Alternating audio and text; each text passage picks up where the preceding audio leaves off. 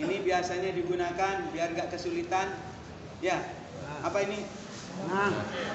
Untuk jahit bunga dan sebagainya. Ini bedak sedikit tipis-tipis. Ini minyak murahan, minyak nyong-nyong. Boleh yang minyak yang lain boleh. Di sini kan banyak. Ada sifat. Tapi riasan wajah jangan sampai menor kayak artis mau kondangan. Ya. Cukup tipis-tipis saja.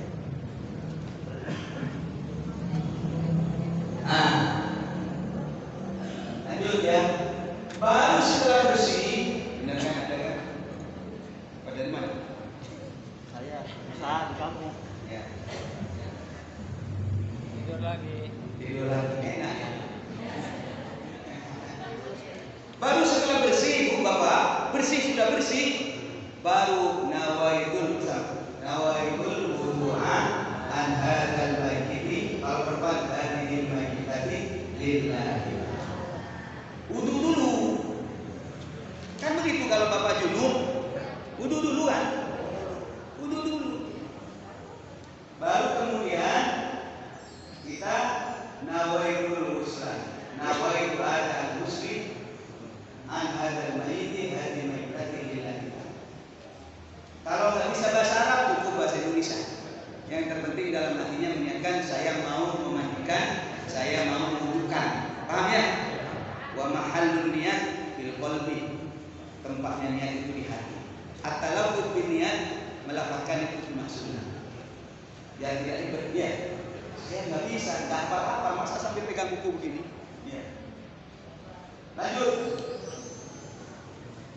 Gunakan air yang sudah dikandung bendera atau sabun ini bahwa untuk terakhir nanti biasa. Gampangnya beginilah, biar tidak ribet. Perhatikan saya. Siram sampai bersih. Ujung kepala sampai ujung kaki. Nanti teknis yang sempurna lihat buku saya. Kalau mau sederhana, siram ujung kepala sampai ujung kaki. Hal-hal yang dapat menghalangi sampainya air itu, cari solusi. Cek bagaimana Kiai menghalangi. Solusinya tanya ke tukang cat. Jangan tanya ke saya ini bukan tukang cat, saya Kiai. Bagaimana menghilangkan cat Pak Kiai? Pakai tenor, pakai apa kek? Ya. Ini ada pakai bekas suntikan itu. Impus, dan biasanya dari lem itu. Itu hilangkan juga takut air tidak nyampe. Paham ya? Bagaimana caranya? Dia cari di Google itu gimana caranya itu. Apa pakai minyak angin apa tak paham. Tapi intinya harus dihilangkan sesuatu yang dapat menghalangi sampainya. Dah.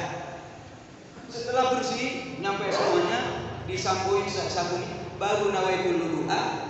Setelah nawaitul wudu'a, nawaitul ghuslah. Nawaitul wudu biasa, paham ya? Kemudian nawaitul ghuslah, siram lagi sampai utuh, baru kemudian ini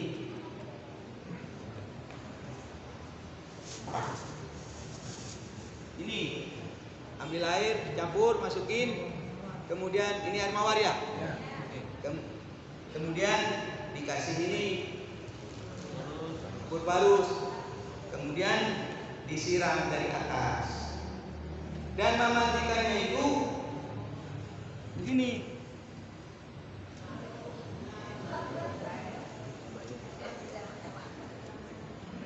Ya. Ini kalau memandikan Bu, Pak, jangan ditelanjangi. Ya. Disiram dari atas, tangannya begini masuk.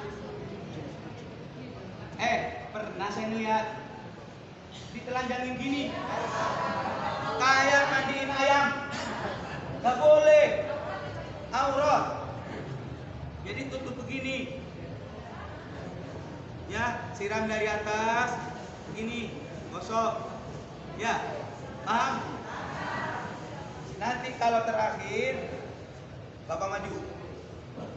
Ini Bapak. Sini. Pegang, ujung. Pegang. Ya. Ini contoh saja. Terakhir ini kan ini Anggaplah ini kain baru. Yang baru, yang basah kan di bawah nih. Ditarik yang bawah. Paham?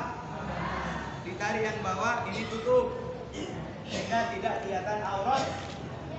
Ini nggak ada kitabnya. Suara saya habis nih. Nggak ada kitabnya. Ini teknik lapangan. Paham ya? Ya.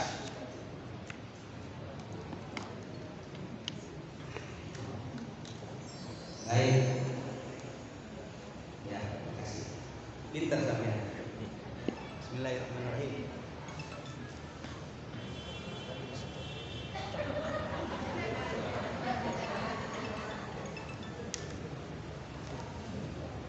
Kira-kira begitulah cara memandikan. Ya, untuk teknik yang paling detail, lihat kitab saya buku. Ya. Sekarang masuk mengkafani mayit. Kafan itu sempurnanya khamsatul lafain, 5 lapis. 5. Ini sudah saya beli dan sudah dibayar. Sudah yang berarti dulu, takut berantakan. 5 lapis. 1, 2, 3 baju, kemudian surban atau kerudung. Dikasih kancut boleh. Ada yang pakai. Saya minta ilmunya nanti bikin kancut. Ya. Bagi ilmu nanti ibu yang sudah terbiasa buatkan kancut versi ibu. Apakah sama dengan orang Jakarta Selatan atau enggak? Nanti ya. Oh, seperti ini. Cuma bedanya kalau orang perempuan satunya itu yang jadi begini, jari kain. Nanti saya praktekkan. Kain yang dibuat kafani mayit adalah kain yang diperbolehkan dipakai suami hidup. Misalnya bapak nggak boleh pakai sutra, nggak boleh dikafani dengan sutra. Dan usahakan putih, makruh pakai hitam atau merah. Cara memotong kain ini nanti saya praktekkan. Intinya 5, paham ya? Biar cepat. Kalau saya baca satu-satu seperti ini. Kain kafan semacam ini dipotong menjadi 3 helai. Hanya mampu ditambah 50, ada potongnya. Kain kurang yang kurang lebar bisa disambung dengan cara dijahit. Ini kemarin ada pertanyaan bagus. Saya jadi harus hati-hati. Rata-rata kafan di Indonesia, di Jakarta itu segitu. Kalau jenazahnya kayak bapak berdiri. Kalau jenazahnya kayak bapak agak gemuk sedikit, nggak cukup. Jadi nggak nyampe kafan yang beredar itu. Maka nanti agak terlebih sedikit, walaupun ada yang protes kemarin. Kiai itu kan 3, tapi diselang-seling. Itu kan kelihatan 1 kiai, atau 2 baru kelihatan 1. Jadi tidak sempurna. Paling sedikit Pak, paling sedikit menutup mengkafani itu menutup aurat. 1 cukup. Kuandekan 1 itu sudah mampu. Tapi sehubungan kain itu 1 itu nggak cukup, apalagi jenazahnya kayak begini. Panjang umur sampean. Amin. Maka nanti saya praktekkan ya. 5, 1, 2, 3 ditambah baju. Bajunya kayak apa versi saya? Mohon jangan diprotes. Kalau saya nggak apa-apa, beda-beda dikit ya. Makanya begini Pak, sebelum saya melangkah, saya mempraktekkan sesuatu yang mujma' alaih, sesuatu yang sudah disepakati oleh ulama. Saya hindari yang ukhtalafih, masalah yang khilafiyah. Misalnya apakah model rambutnya, kepangannya seperti apa, kerudungnya modelnya seperti apa. Silakan masing-masing, yang terpenting ada kerudung kan begitu kan. Adapun bentuknya antar satu daerah dengan daerah yang lain beda. Baik. Kain yang kurang lebar bisa disambungkan dengan jahit, dibuatkan supan dan juga jubah sekiranya bisa menutup aurat mayit dari depan dan belakang. Nanti saya praktekkan. Yang dimaksud jubah itu baju. Kemudian untuk perempuan dibuatkan kerudung dan jahit. Kemudian buatlah 3 tali dari sisa kapan untuk tali kepala dan kaki mayit. Ini 3. Yang terpenting bentuk. Tapi kalau saya biasanya 5, ya. Oh, usahakan ganjil. Biasanya ukuran orang bisa banyak kapannya total 11 meter. Nanti sudah ada di depan saya. Cara mengkafani hafalkan 3 kait keluarga ini. Olesi dengan minyak harum pada setengahnya. Letakkan di atasnya tadi. Olesi tubuhnya dengan minyak harum. Juga anggota tubuh yang berlubang dan juga anggota sujud bayi dengan kapas yang sudah diberikan kain pidana atau kaku baru sekalian. Anggota sujud ada berapa? 7. 1, 2, 3, 4, 5, 6, 7. Ini semua dikasih kapas. Termasuk juga yang dikasih kapas adalah lubang-lubangnya itu. Lubang. Ya. Lanjut, sedekapkan kedua tangannya seperti orang sholat atau luruskan. Biasanya rata-rata sedekap ya. Diluruskan juga nggak apa-apa asal tidak terjadi fitnah. Kalau kira-kira loh, ajaran apa ini? Kalau lurus bapak saya dibuat mainan. Bisa jadi kalau tidak ada sosialisasi. Udah, jangan cari penyakit dengan masyarakat. Ikuti sudah kebiasaan di sana. Kecuali haram. Lalu kita tegas. Kemudian apalagi ikatlah kedua matanya dengan kain seperti pakai celana dalam. Setelah selesai pakai celana tersebut, jika main laki-laki maka yang kiri terlebih dahulu. Kiri. Kalau laki, ini kiri dulu. Saat memakai sarung seperti sarungan, bila mainnya perempuan maka dilipat dari sebelah kanan dulu. Ingetin ya, ini sunnahnya. Asal tutup aurat ya nggak apa-apa, salah dulu. Ya. Ini kan saya memberi yang sempurna. Kemudian dikala kedua kain kapal tersebut dan seterusnya sekiranya tidak lepas dari terakhir di bawah. Mengkafani selesai. Baru kita masuk kepada musolatan. Musolatan seperti biasanya orang yang sholat harus suci, berujung kepala sampai kaki dan termasuk imamnya. Sholat jenazah hukumnya fardu kifayah dan bagi yang mensolati syarat-syarat sholat jenazah sama dengan sholat-sholat yang lain. Posisi mayit ini diperhatikan. Bila mayit laki-laki maka kepala mayit sunat berada di sebelah kiri imam atau saya mengatakan selatan. Selatan mana di sini? Sana. Jadi mas kepala di sana. Nah, jadi kalau mayit laki-laki begini, saya teliti, takut salah. Ini Pak, ini buku Bapak.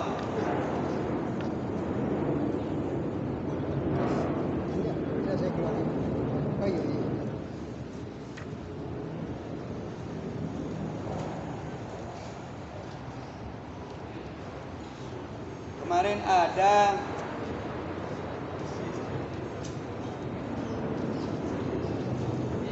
udah. Mohon dibantu, Bapak mohon dibantu.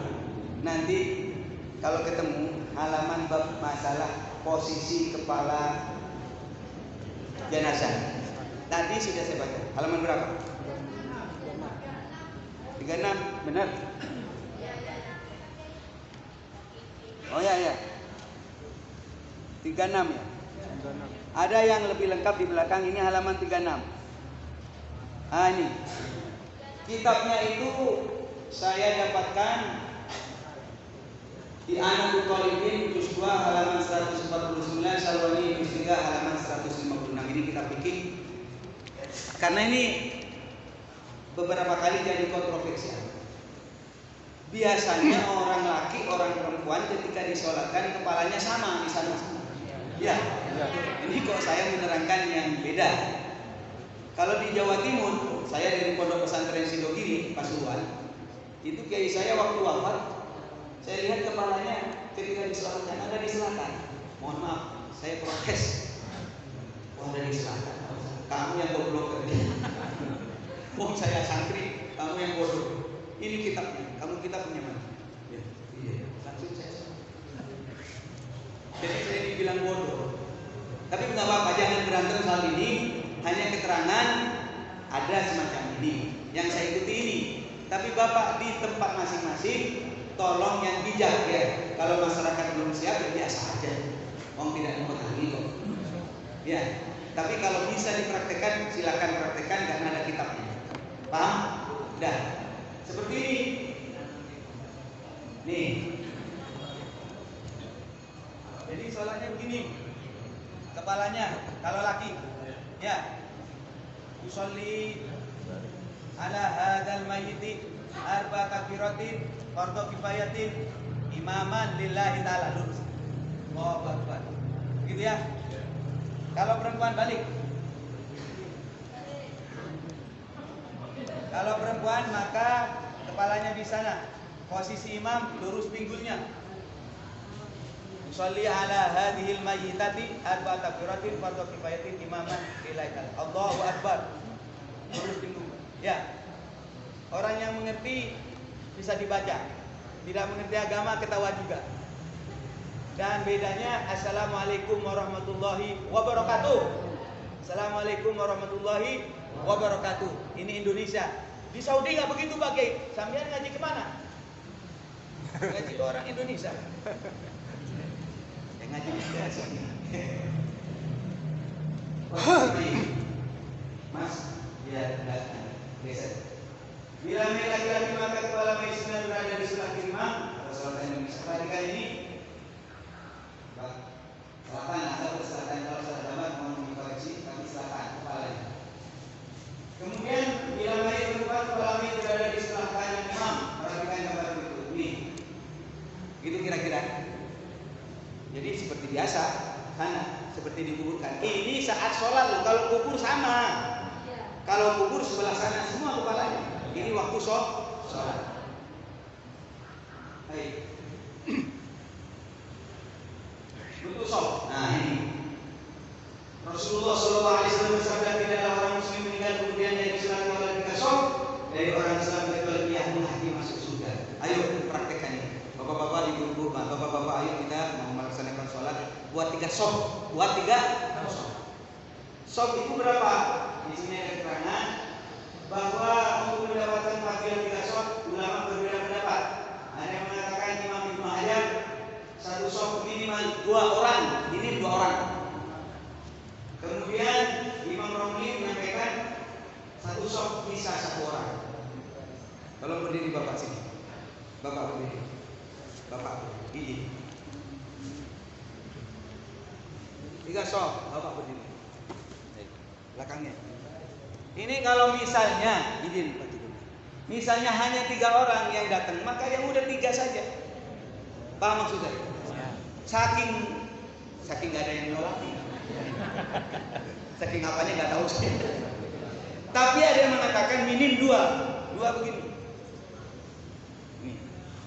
Minim, tapi kalau banyak ya atur sendiri nggak ada masalah ya. Ini untuk mengambil tafaulan barokah dari hadis Nabi bahwa orang yang disolati dengan 3 shaf akan mendapatkan berhak mendapat surga. Aduh, ini barokahnya orang alim. Kalau nggak alim nggak bisa begitu. Jadi nggak asal sholat. Jadi kurang 2 Pak. Bapak berdiri, izin. Begitu kira-kira demikian. Kalau memang yang mensolati sedikit. Begitu. Silakan duduk kembali. Yang penting menjadi 3 sholat. Baru kita masuk pada menguburkan yang terakhir. Sebelum berangkat ke kuburan kita menjadi orang baik-baik, maka terlebih dahulu mengadakan penyaksian bahwa ini adalah orang baik. Biasanya di sini yashhadu bi anna hadzal khair dan hadzal mayyit min ahlil khair.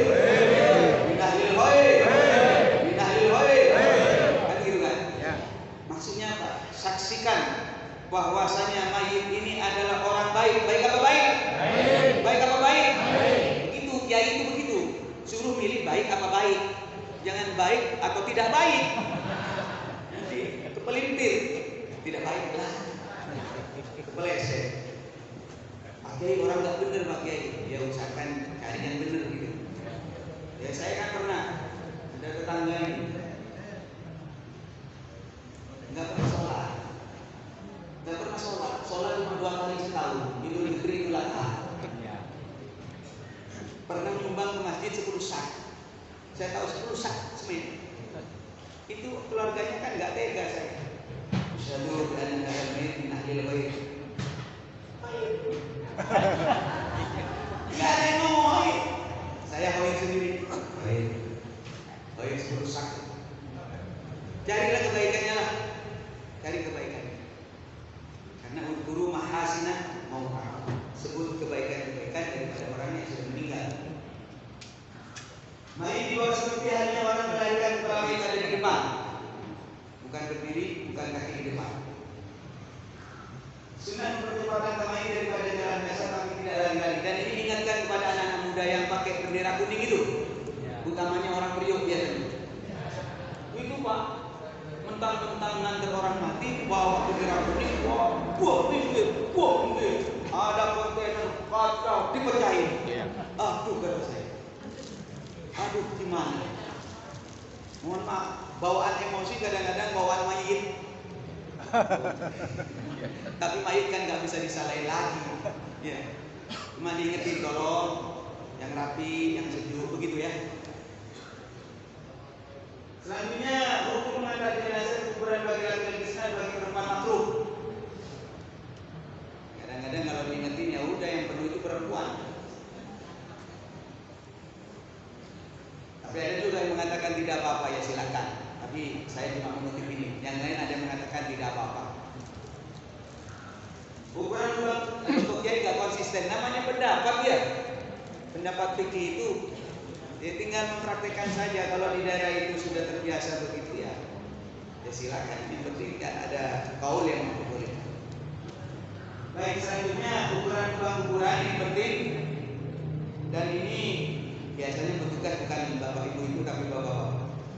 Biasa panjangnya dan dilebih sedikit atasnya biar tidak ketekuk. Kalau ketekuk nanti kurang panjang, akhirnya dikatakan rahasia ilahi. Rahasia ilahi, main tokek, tidak diterima bumi. Padahal tugasnya nggak benar. Nah itu dia, duduk mas, biar tidak kelihatan itu. Ada liang lahat, sudah maklum liang lahat sebelah sini. Tapi kalau di Madura, liang lahat itu ada di tengah, ada. Ada yang liang lahat di tengah. Ada ya. Ada. Itu pilihan. Gak apa-apa. Yang terpenting begini ya, liang lahat itu untuk memberi jarak agar si mayat itu tidak langsung ketindihan tanah. Kalau langsung ketindihan tanah karena penghormatannya tidak ada. Maka dikasih liang lahat baik di pinggir atau di tengah. Tergantung gestur tanahnya. Kalau tanahnya mudah runtuh atau longsor, itu biasanya di tengah. Nah, letakkan keranda di ujung rumah sebelah sana. Di sini Pak. Ini misalnya kuburan nih. Ya, keranda di sini. Masukinnya begini. Saya ulang, masukin begini. Biasanya di Jakarta begini nuruninya. Gara-gara ustadznya pada diem. Nuruni begini. Yang benar itu begini. Sebagaimana dia itu dulu lahir kepala dulu, mungkin gara-gara sesar itu. Gak jelas lahirnya kita ini. Ditarik kakinya, ditarik tangannya, gak tahu lah. Tapi yang jelas kalau orang dulu lahir ya kepala dulu. Makanya syariat-syariat itu termasuk memasukkan kuburan itu kepala dulu. Mayit mau mana mayit?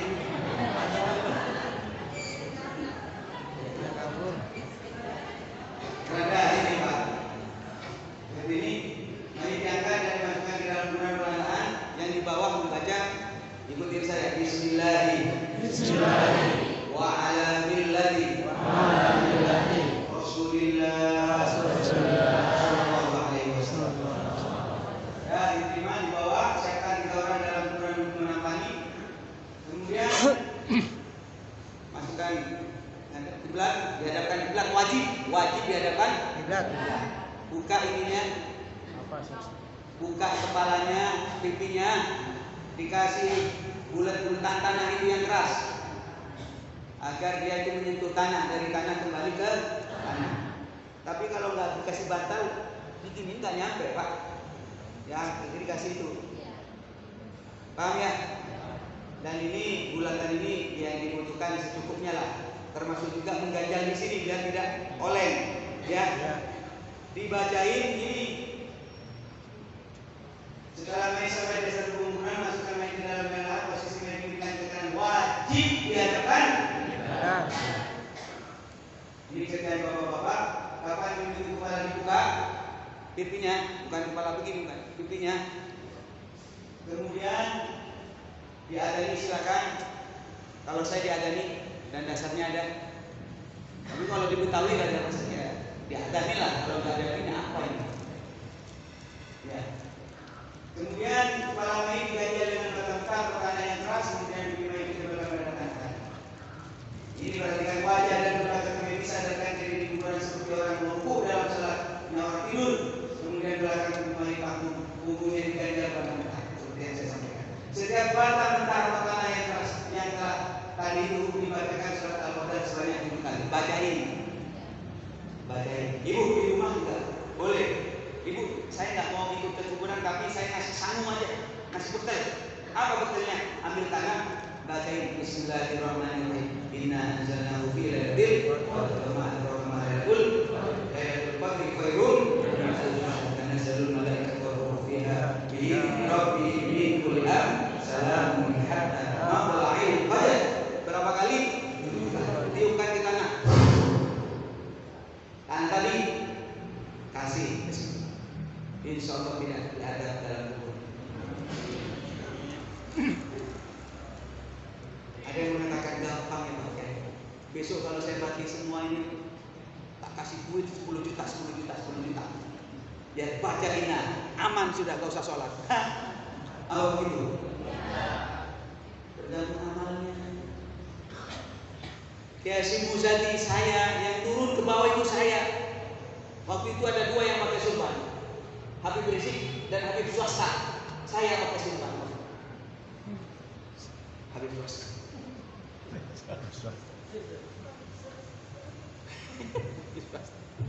Yang turun ke bawah saya. Saya ingat itu dengan keterangan ini. Saya teriak, Inna anzalna fi lailatul qadr wa ma adraka ma lailatul qadr.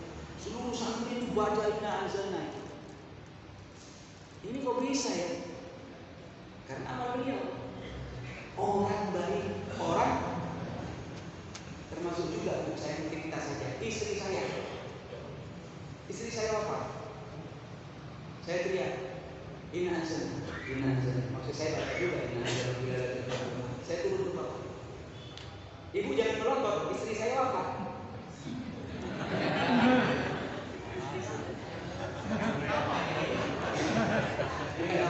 Saya sudah punya banyak. Enggak maksud saya di nomor HP. Enggak, itu jangan tegang. Ini soal serius. Kadang-kadang saya bercanda memang. Karena apa? Memang materi ini materi menakutkan memang bagi orang yang tidak terbiasa ya. Jadi saya kembali kepada itu. Karena orang baik. Jadi jangan sampai mengatakan fi kalamihi la ilaha illallah, kalau matinya ditutup dengan maka masuk surga. Enak amat ya orang Islam. Tidak mudah. Karena apa? Karena tergantung kepada amalnya. Ada juga orang yang mati, saya nggak usah sebut namanya, tetangga, mati ditembak sama polisi, gara-gara nyabu. Kalau urusan kematian, ingatnya ke Kiai Misbah. Maka saya disebut dengan Kiai Misbah Munir Al-Majidi. Kiai Misbah mana? Saya mandiin. Biasa seperti biasa. Saya mandiin sampai sempurna, saya sholatkan, saya kafani sampai ke kubur, di dalam kubur, bukan di dalam kubur. Sampai di kuburan, tiba-tiba saya ditelepon oleh istri saya. Istri yang sudah hidup. Tadi kan sudah wafat. Istri yang ada di mana? Telepon terus. Kayak kodim. Kalau polisi ini pun, ada di mana? Di kuburan gitu. Video call lama. Beneran itu kuburan. Kan nggak mungkin saya nggak ngangkat telepon. Ini cerita pribadi. Akhirnya apa? Seharusnya jenazah itu saya sibuk baca Inna anzalna, nggak sempet. Baru setelah itu saya, mana jenazahnya? Sudah tutup Pak Kiai. Kiai main telepon mulai pagi. Ya Allah, ini mayitnya bawaan mayit. Udah begitu aja. Makanya yuk, ini kalau kita orang baik, insya Allah ada saja yang menyebabkan kita kita dibacain ini. Mudah-mudahan kita min ahlil khair. Amin. Lalu ditutup semacam ini, selanjutnya mayat ditutup dengan papan atau semuanya dengan tujuan agar tanah tidak masuk. Seperti ini. Walaupun sudah basah dengan hujan, disunatkan disiram dengan air atau air mawar. Walaupun sudah basah. Kalau dulu zaman Nabi pakai kelapa daun kurma, kalau sekarang kan pakai daun apa? Sebelum itu kering, dia kembang akan membacakan istighfar kepada orang yang wafat. Demikian ini materi berkaitan dengan materinya, prakteknya langsung setelah ini. Cukup ya? Nanti saya langsung praktek dan setelah itu boleh nanya apa lagi, silakan. Ada dokter juga bisa dijawab dengan dokter. Tapi sejenak saya mau minum. Bapak silakan minum. Saya beristirahat dulu. Assalamualaikum warahmatullahi wabarakatuh. Waalaikumsalam. Mohon Bapak saya agak di tengah tadi. Saya di tengah sana nanti ya. Bapak dan Ibu begini. Saya mau masuk.